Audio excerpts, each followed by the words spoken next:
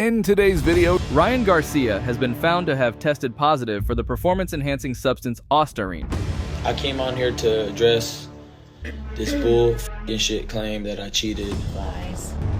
You are so beautiful to me. Sean Strickland narrowly avoids a major scandal following an incident at his home. Also, in this video, Alex Pereira drops a bombshell by hinting at stepping in on short notice for UFC 301. But wait, cause there's more. Merab Dvalishvili sends a spine-chilling video to Sean O'Malley, while UFC featherweight champ Ilia Topuria sets the record straight about Joe Rogan's controversial remarks. Wow. So, without further ado, let's get started. Ryan Garcia has been found to have tested positive for the performance-enhancing substance ostarine, both the day before and the day of his surprising victory over Devin Haney last month. This revelation comes from a letter issued by the Voluntary Anti-Doping Association, VADA, to all relevant parties and obtained by ESPN. The urine samples indicating the presence of ostarine were collected before the fight, although the results weren't disclosed until later. Garcia has a window of 10 days to request that his B sample undergo testing. Additionally, Garcia's A sample also showed traces of 19-norandrosterone, although confirmation of its presence awaits further laboratory analysis. In response to these allegations, Ryan Garcia stated, "What's up, everybody? I came on here to address this bull shit claim that I cheated. Lies. Everybody knows that I don't cheat. What can I say? Why didn't they come out with this before, the fight? If they found it before, why would they let me step into the ring as a cheater and then come out with the victory and then they post this, Again, these are people that are trying to attack me for whatever reason, but no weapon against me shall prosper. I never taken a steroid. I don't even know where to get steroids at the end of the day. I barely, take supplements. They're saying it's coming from the ashwagandha. That's fucking retarded, so...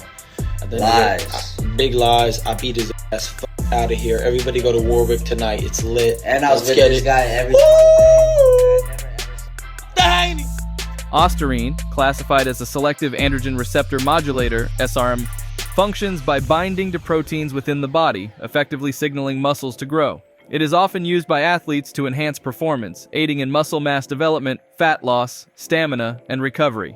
Since 2008, ostarine has been included on the World Anti-Doping Agency's list of prohibited substances, and as of 2022, it has been categorized as an anabolic agent by WADA. This incident isn't the first time ostarine has been associated with boxing. In 2016, Lucian Butte tested positive for the substance following a bout with Badu Jack for the WBC super middleweight title, resulting in the bout's outcome being changed to a disqualification win for Jack. 3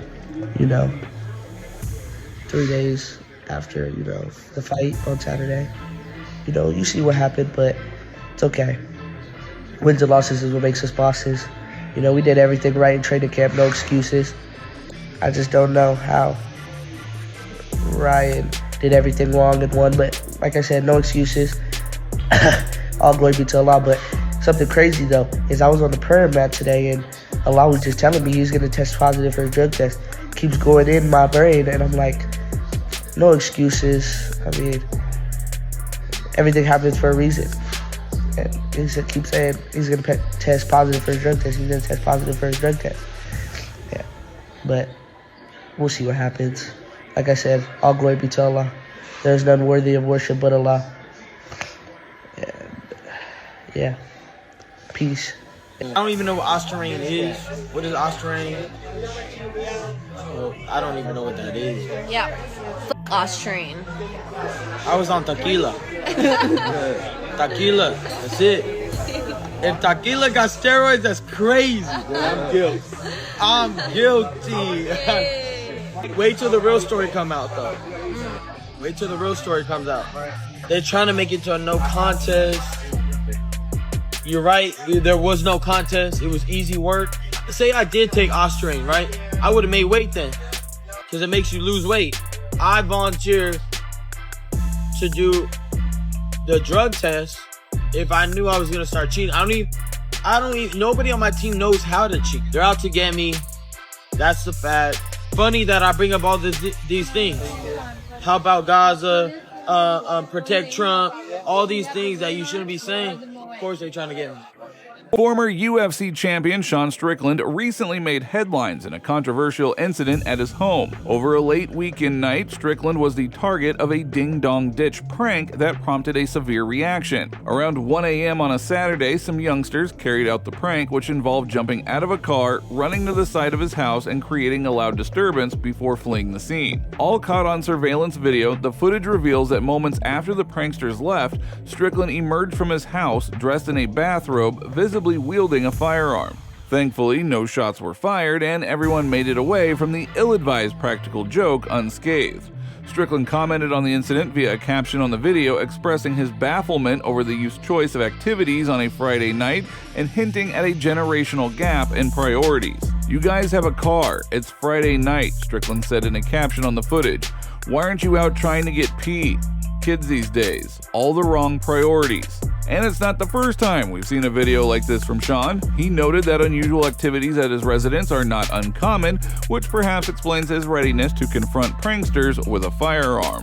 Now, the potential matchup between Ilia Topuria and Max Holloway is heating up across social media, where both fighters are engaging in a verbal sparring match that has captured the attention of fans worldwide. Now, as the conversation unfolds, Topuria has made it clear that he will not consider a fight with Holloway unless the BMF title is on the line. His stance is firm, even though he remains open to alternatives, such as facing Brian Ortega or entering a rematch with Alexander Volkanovski, a fight that he claims was never proposed to him by the UFC. Yeah, I don't know who he wants to fight next, but I mean, I guess he feels like he's a champ, he can call the shots. But I know that he turned down the Perf one, the 305, the Volkanovski rematch. Topuria's bold claims on social media are igniting a lot of interest and speculation. He expressed his confidence by stating, "I will be the first to knock out Holloway," and simplified the challenge by saying, "Let's keep this simple. Do you want to fight? If the answer is yes, there's nothing more to discuss. Bring my belt and your pillow."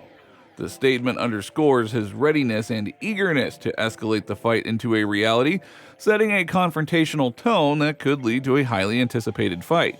However, Max Holloway's response to Topuria's challenge was pointed. Holloway replied, "Bro, you're the one making these hard. Enough already, LOL. I'll bring your belt. The bitching mother effer, and all you are doing is putting words together now. You're spiraling." Fans also reacted to Topuria's statement, and one fan wrote, "I like you, but chill, Max gonna give you trouble." Another fan wrote, "Buddy, you need new management. You sold so hard. Everyone was on your side even though you knocked out the beloved Volkanovski. Now you just make everyone hate you." MMA Boxing Casual wrote, "Holloway is afraid of losing his BMF belt." Another wrote, "Put up your title too. Otherwise, I'd say you have doubts about beating Holloway."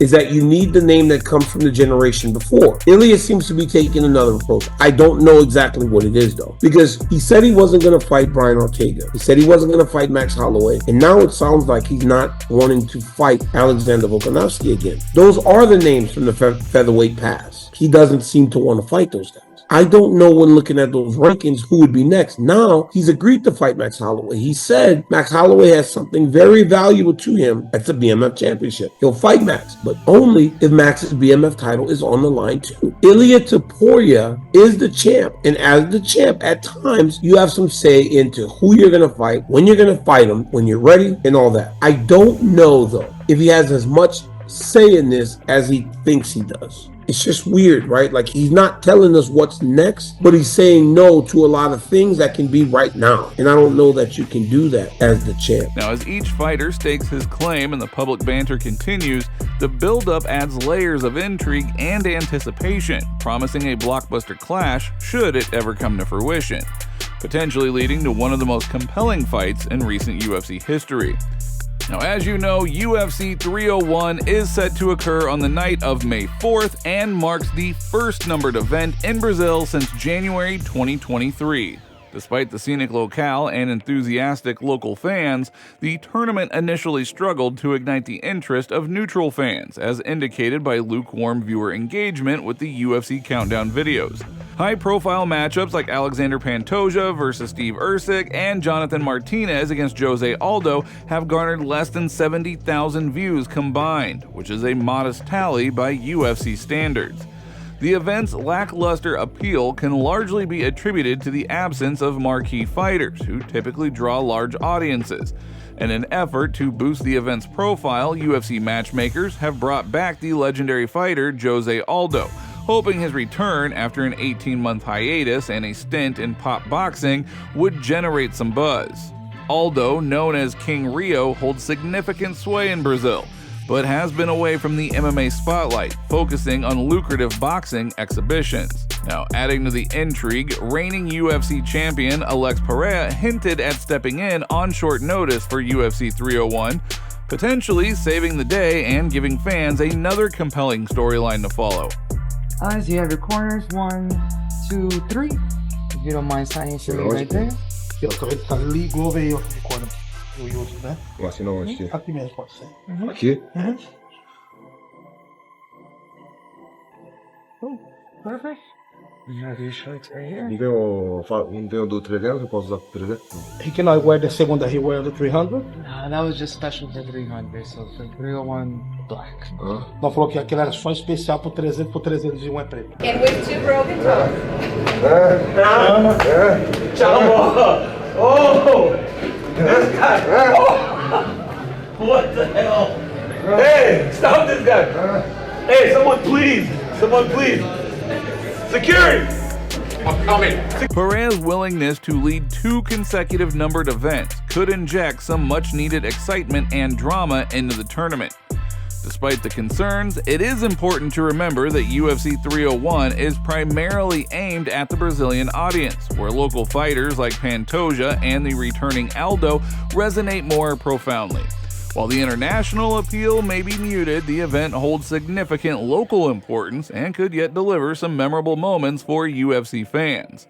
As always, the unpredictability of sports can turn an underwhelming setup into a night of unforgettable fights. But what do you guys think about this? Leave your thoughts down in the comments. Merab Dvalishvili sends a spine-chilling video to Sean O'Malley. ¿Cómo estás, compa? Hey, Merab, ¿cómo estás? Todo bien. Estoy aquí nomás trabajando con los muchachos. ¿Te gusta? Sí, todo está bien, pero necesita estar más grande. Este cabrón está alto. Muchachos, necesitamos el hoyo más grande, porque el enano eres a cabrón.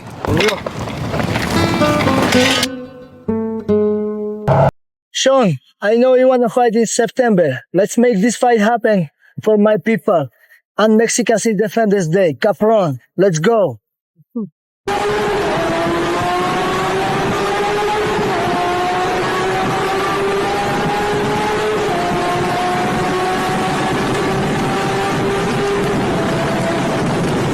That's all for today. If you liked the video, don't forget to like and subscribe to the channel because it is very important to us, and thank you all in advance.